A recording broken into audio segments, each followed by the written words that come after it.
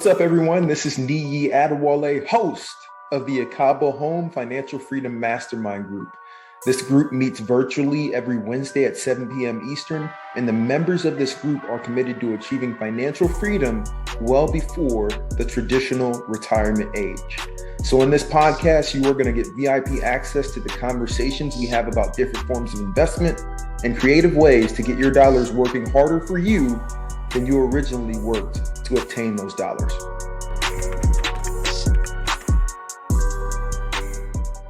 And Michaela may have warned you about this. If she didn't, I apologize in advance. But one of the things we like to do is when somebody new joins, we typically like to ask a little bit about their past and some of your investing goals. Would you mind sharing with us, Taylor and Michael?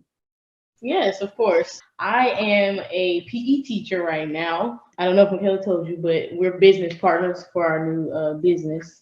A few things I'm interested in is, of course, house hacking. After talking to her and her telling me about your webcam, I was interested in listening to it. Said you're really knowledgeable, so I'm excited about that. And then I want to do some commercial property as well as mobile homes. All around, all over the board. But for right now, I'm just getting as much knowledge as I can right now so that I can be prepared for the future.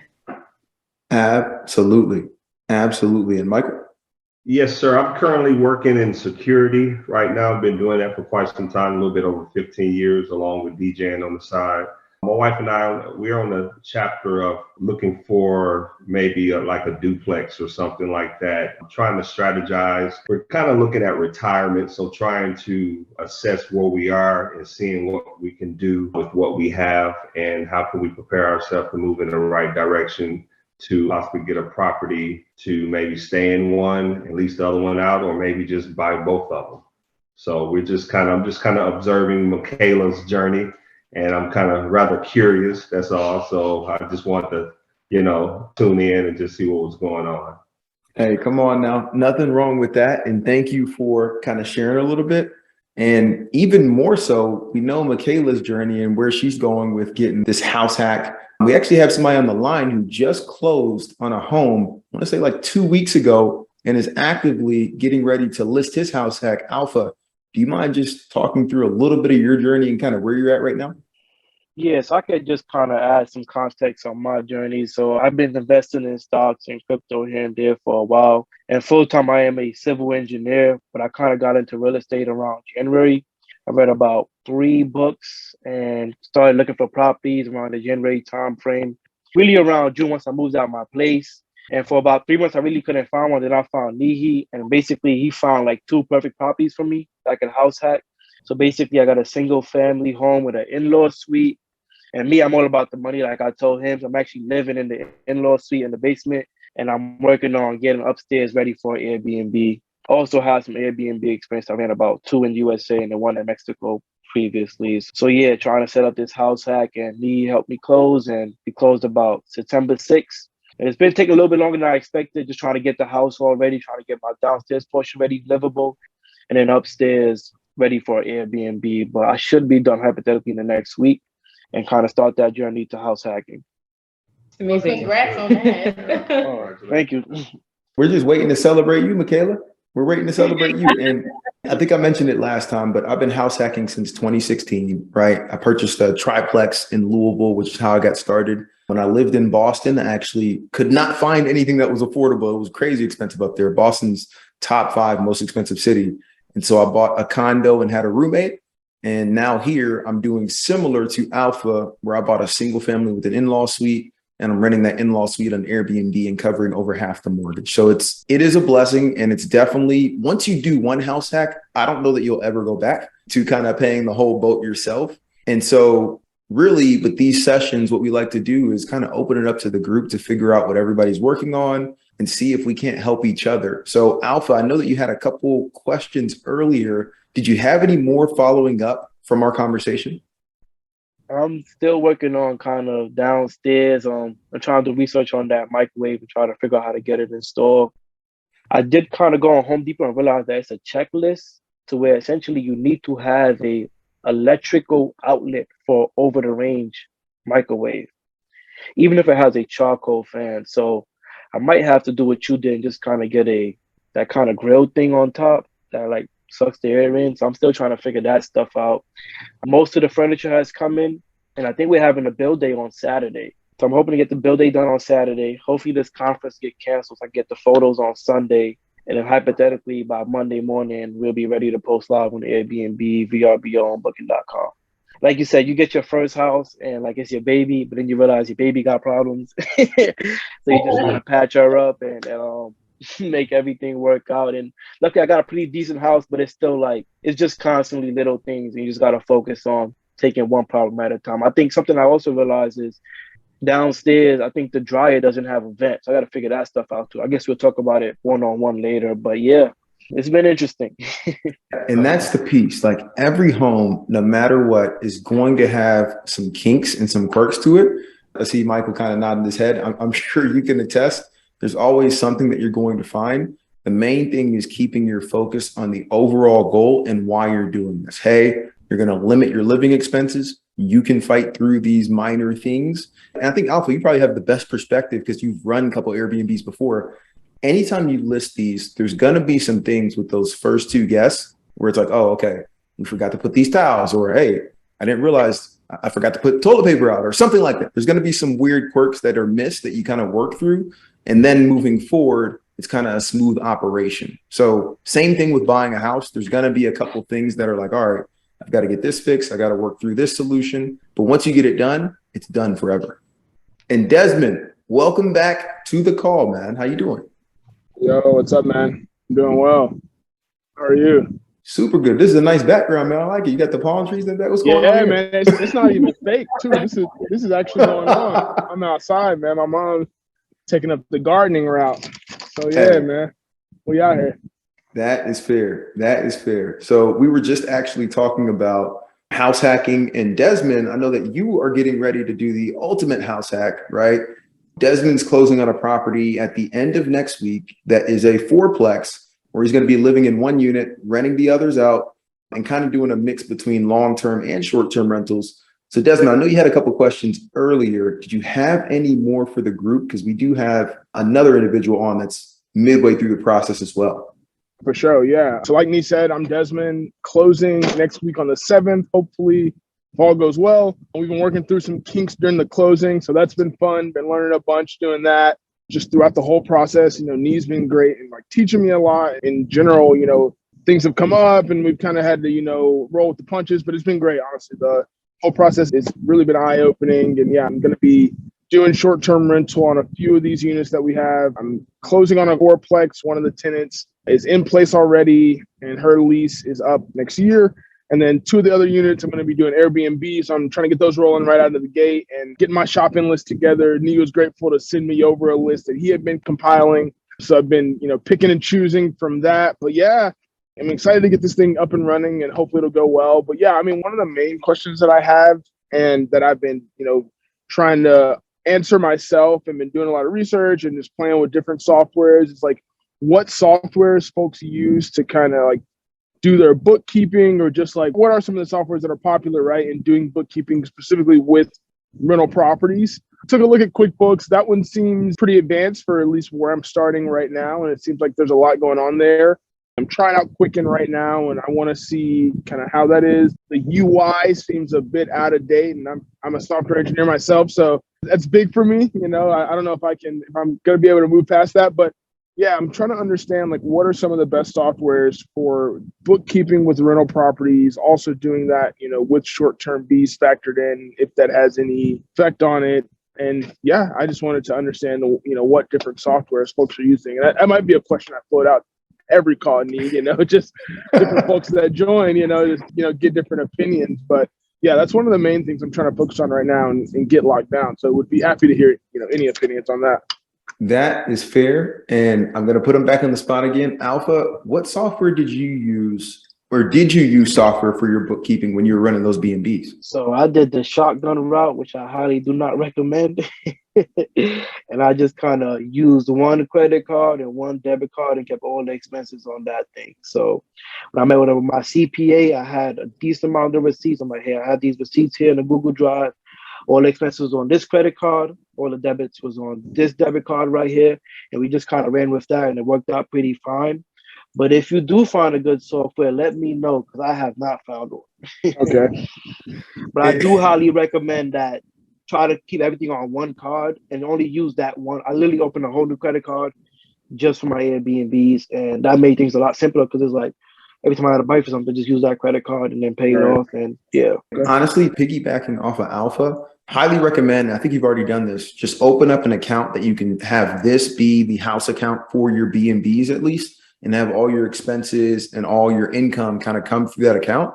Because worst case scenario, you can sit down with the CPA at the end of the year and you guys can kind of figure that piece out if you have it all together. What you don't want to do is have this account commingling with all your other expenses. And all of a sudden it's like, hey, yeah, I went to go play Topgolf this weekend and that was that expense, but it's not part of this, right? You want to have it all kind of separate from that standpoint. The software that I've used, and I don't know that it's needed for your first property, right? I think if you just keep everything separate within a different account, that can work for your first one. But if your goal is to continue growing and building, it may help, even though it looks a little complicated, to get something like a QuickBooks, right? What I like about QuickBooks is my CPA has access to my QuickBooks, so he can go in and check it on a quarterly basis. And I've gotten to the point now where enough going on that I've been able to hire a bookkeeper, a virtual assistant bookkeeper that now keeps all the books in orders. So I send all the expenses his way. He's the one that kind of puts it all in place. And then I'm able to have a conversation with my CPA on a quarterly basis and actually figure out, hey, how do I negate some of these taxes? Like, what can I do? If I buy a property, will that eliminate some of the taxes?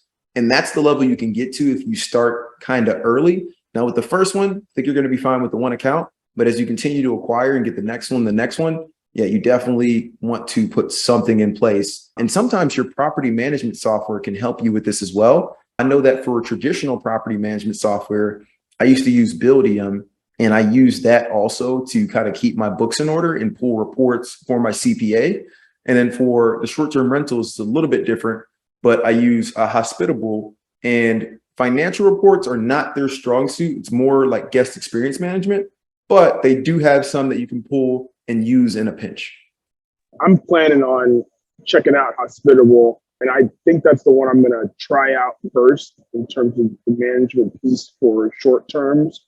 I mean, QuickBooks seems like the way to go, especially as I scale. The only thing I don't like, at least like right out of the gate, is that it's like $30 a month and I have just one property, right? So it's like hard out of the gate for me to justify it. I think in the long term, it could be the right move. But I think right now I'm probably just going to, play with cheaper softwares to at least like have me do like a simple profit loss statement, right? I think like those basic like running reports, things like that is what I'm missing in Excel. I can like make my own spreadsheet and like keep up with like, incomes and expenses like over the year, like whipping up a quick report or doing things like that, I think might be tougher. So yeah, I think over time, QuickBooks might be the way to go. I think hopefully, as I grow, I'll have the problems to need a bookkeeper.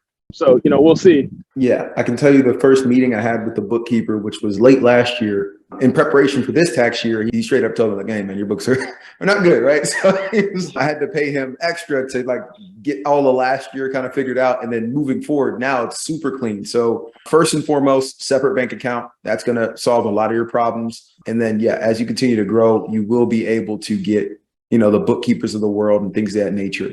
Switching gears over to Michaela, Mike, Taylor, anything that you're thinking about right now? I know you're still in the beginning stages of that house hack and things of that nature, but what's coming to mind for you? Do you have any questions?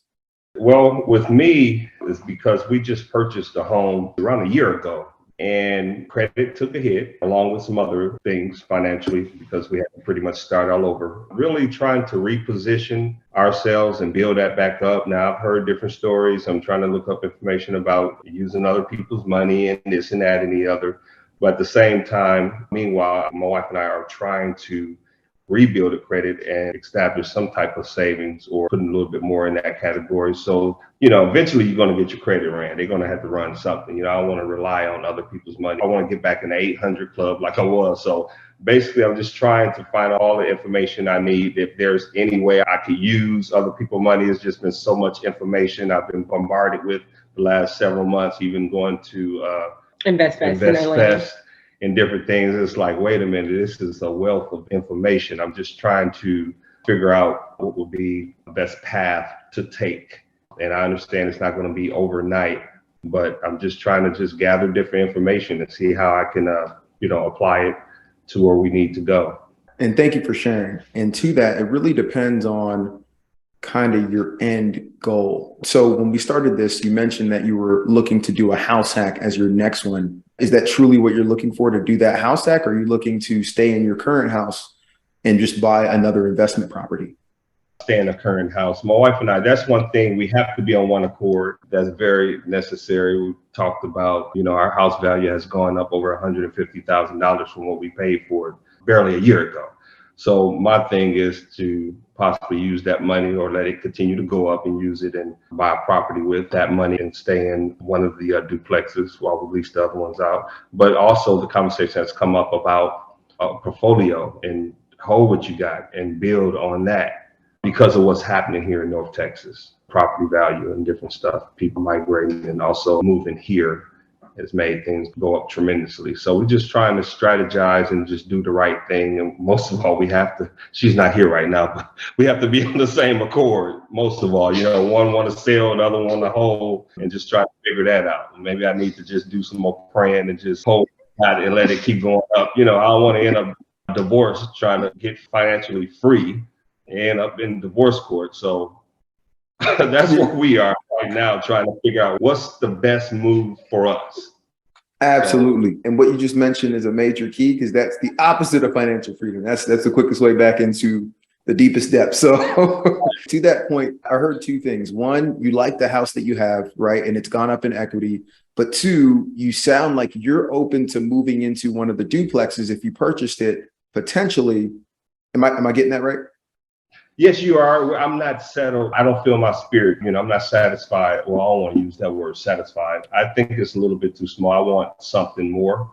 Let's see. We got a 4-bedroom, man, brand new house. I don't have a man cave. I don't have nowhere to do me. And no, we're not going to be here several years. I could just feel that. I got to get something where I can, not keeping up with the Joneses or anything. I want to get something else a little bit more spacious. So trying to use our chips. Like I said before, property value has gone up here in North Texas, and we want to benefit from what's going on.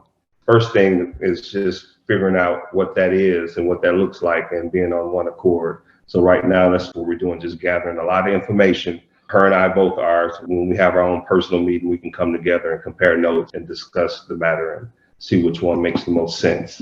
Absolutely. And anyone else, please feel free to chime in here. But one of the best deals in town, and Desmond, I think we were just running through the numbers today, is a house hack, right? If you're open to and able to get your significant other on board to purchase a home like a duplex, triplex, quadplex, or even a single family with an in-law suite and move into it, you can put as little as 3.5% or 5% down, right? That's the best deal in town. Honestly, I recommend anybody that's getting started. That's how I got started. I recommend anybody getting started to do that because it's the least amount of risk. You're learning with training wheels because you actually live there, and it's cutting down on some of your expense. So now you're saving toward the next investment and the next one. Otherwise, you could do it how I bought my last house, which is I got a great deal, but I still had to put down 15%, which ended up being like 60 to 80K, as opposed to if I put down 5%, which is 15K, and save the rest for the next house. So if you're able to kind of win that negotiation and kind of pull everybody on board, that's one of the best ways to do it. Desmond, any thoughts?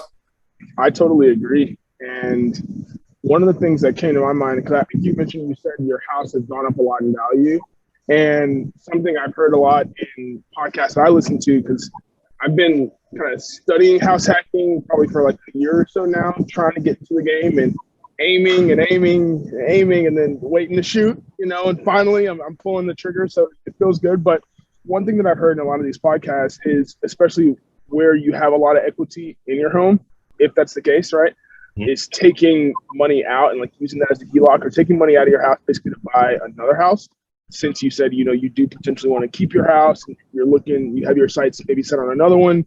So especially if you're, looking to maybe get into a house hack, something like a duplex where you could justify taking that money out and then putting that money to work for you in other ways, right? Because when it's sitting there as equity, right? I'm assuming you have that money as equity, right? Like you could take it out if you wanted to.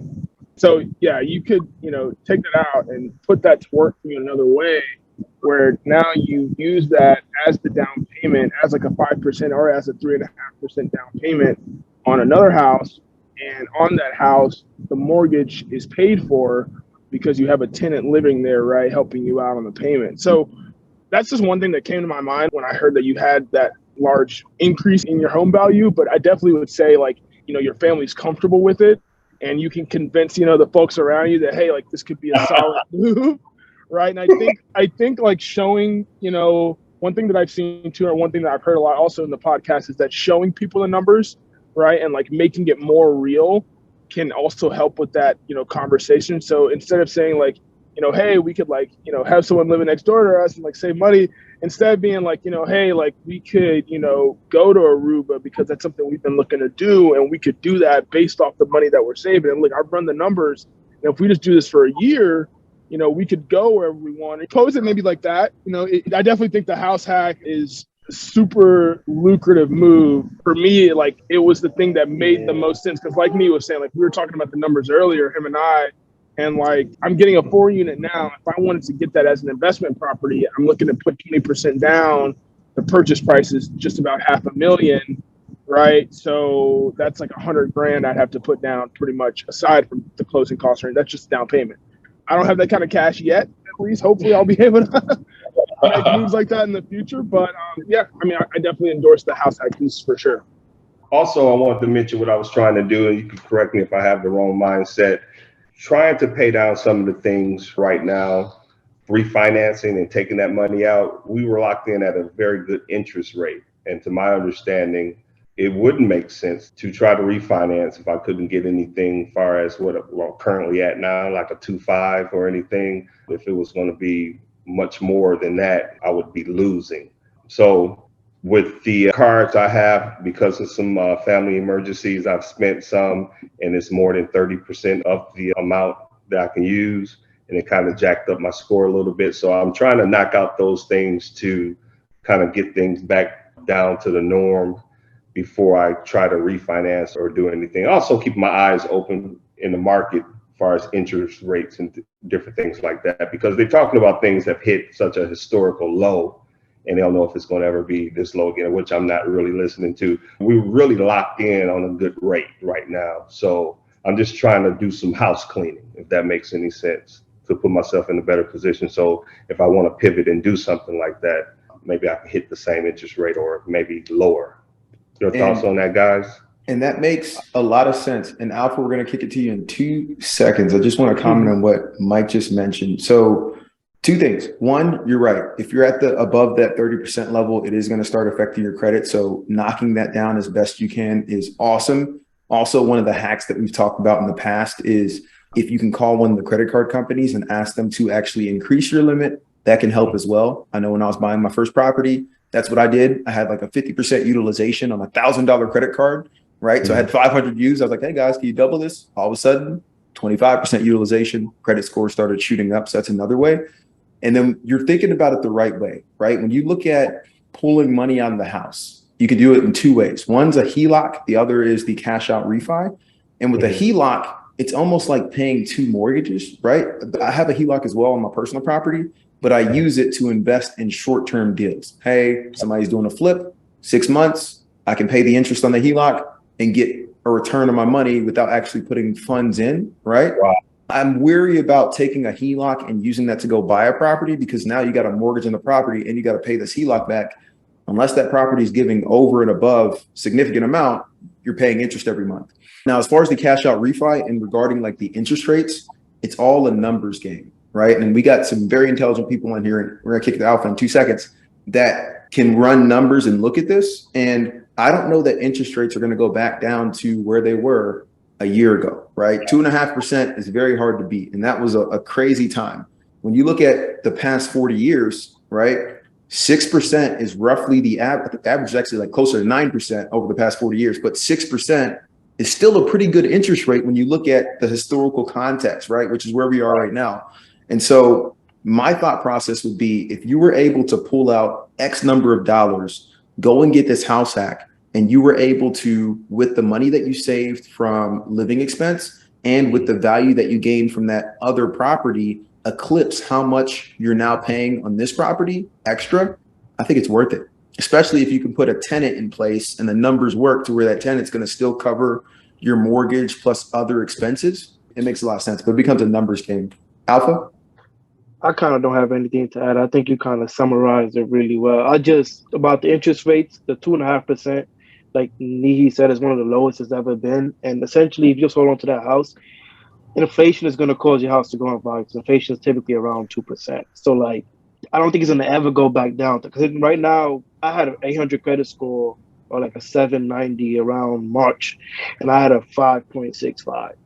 And right now, it's even higher than what it was back then. So, anything that's 2.5%, especially if you want to value, is basically a gold mine, and I wouldn't touch it because it's just too good of a deal to really touch. But I don't know your financial situation, but I would try not to touch that because, for example, my mortgage right now for my new house is $2,400 for a $350,000 house. If I would have got a house about a year ago, I could have got a $600,000 house. So literally $250K difference just based off what the federal government said. So really wouldn't touch that, but kind of learn some more. I'm still a newbie myself.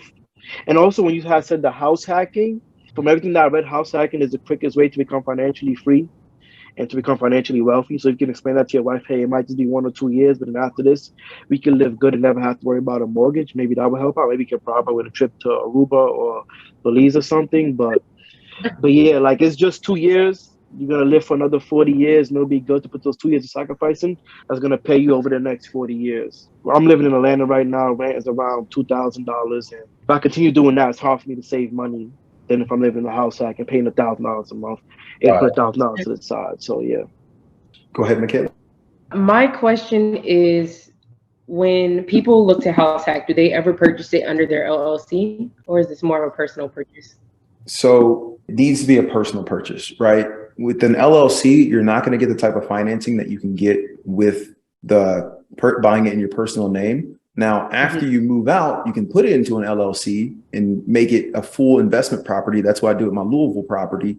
But the reason the bank is lending and giving you 3.5% down or 5% down is because you're signing documents saying you're going to live there. And they realize, hey, it's a lot less risky to lend with less money into somebody that's living there, because if they default, we're taking their house. Like they're going to have to move somewhere, and most people are not going to want to do that. Whereas if you were to buy a pure investment property, the reason that they make us put, 20%, sometimes 15 if you get lucky, but 20%, 25% down is because it's not your personal property. And if you default on it, you'd probably let that one go before your personal property went. So all that to say, yeah, you do not want to put it in an LLC until you move out, that house hack. Makes sense. And I know last week we were talking about this would be the easiest way to just kind of get the beginning stages of managing a property down. And so we would be responsible for the upkeep and be able to just build relationships as far as like the people coming out for repairs or anything that needs to be done and things like that. Exactly. And funny enough, the reason I have I don't know if you noticed, but this camera's a little nicer today. I'm trying to get my setup going because in about an hour and a half, I'm going to be hopping on the Black Real Estate Dialogue with Sam to help teach like a class on going from small multifamily to larger units. And what you just mentioned is all I'm going to talk about. Literally the stuff that you learn from the smaller units, from a duplex, from a single family, from renting that out is going to carry over to allow you to build the big business. You can't give, a 5-year-old a motorcycle and expect them not to crash this thing, right? You got to start with the tricycle. And then after you get your balance on that, you take off the little back wheels and okay, you're balancing going a little bit faster. And then eventually you get to that motorcycle. And it's the same thing in real estate investing. If you can take the steps, take the bruises, take the hits, learn that, hey, this microwave has to vent out or I need to get a charcoal thing, or there has to be a plug right here, right? It's all going to come back to where in the future, you're just going to get stronger and stronger and be able to just get even better deals moving forward. Okay, that makes complete sense. And my last question is, what is a recommended amount outside of having, that wiggle room for the 5 to 7%, just in case something goes wrong? I don't, you don't want to be a slumlord. It's true. I'd recommend as much as you can, right? That being said, not so much that you delay yourself from getting in. I can tell you that I scraped together $5,000, which was everything I had in my savings account to buy my first property. And there were some struggles. There were some times where I had to go to some family and say, hey, can I work out a payment plan with you if you can help me replace all this siding, which costs $7,000, right? That type of deal. And you learn how to work through that. And that was actually some of my first partnerships, was to do fixes that I did not necessarily have the funds for right then. And, you know, based on my word and all that stuff, was able to pay that back over time. And so, yeah, I would say as soon as you can get in, the better, so that you can start getting the learnings and getting the value, right? Like that triplex in Louisville, had I waited until like I had all the money in the world to get in, I would have lost out on all the appreciation that I gained over the last 5 years. And I was actually just talking to Desmond about this earlier. I bought it for 190 and I sold it at the end of last year for 310, right? And so walked away from closing table with over $100K check, which is a lot of people's whole year salary rate in one little fell swoop, because I jumped in, and all of a sudden all that pain and all the struggles and things of that nature that we had early on went away. And I can tell you that most of the stuff you're going to experience with your property and the kinks are going to be in that early phase. And once you get those corrected and kind of work through those, it's years 3, 4, 5, almost like, you know, athletes, when they start to hit their prime, that your home hits its prime to where you're like, man, I'm so happy I bought that house. But you can't know that feeling until you get the first one and get in. Thank you so much for answering all of our questions. Appreciate it. Of course. Yeah. I just want to add one more. I think one thing that I learned is you can't find the perfect property. So you kind of just want to get started, and then you'll get better at picking the properties as you go along. Because if you're looking for the perfect property, while you're still looking, 2 years later, this person already bought 3 properties and they're into the groove of things. So you definitely want to find a good property and then keep the ball rolling. And you're going to take some bumps and bruises along the way, but you want to keep moving forward. And that experience is going to help you pick the next property even better, build relationships to pick the next property. 100% agreed. And we got about a minute left, but I want to switch gears. Kareem, you are getting ready to do what a lot of people on here are, which is full-time management of some short-term rentals. And so what questions do you have? What's popping up on mind? What are you working through? I think the hottest topic right now was combating bad review. And that was something I'd love to share my experience. I would call it like 50% luck and 50% work. So what happened was, early on, we had a cleaning crew. There were hit or miss. So in that particular instance, they missed. And the guest was, long story short, they were upset. So what I did after a little bit of research, found out that if you can actually find any inaccuracies in the review, yeah, I would take note of that. The entire, like 90% of the review could be accurate, but one point that's inaccurate, and you can prove it based on the communication and thanks to your team, obviously, and your setup, everything is saved, and we were very responsive. And that was my angle.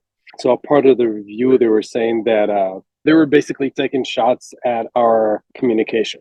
And they were saying, like, we're not communicating effectively, and they had to reach out to Airbnb, and then we responded. So I called them up. I called Airbnb support. I said, I was very quiet, very calmly.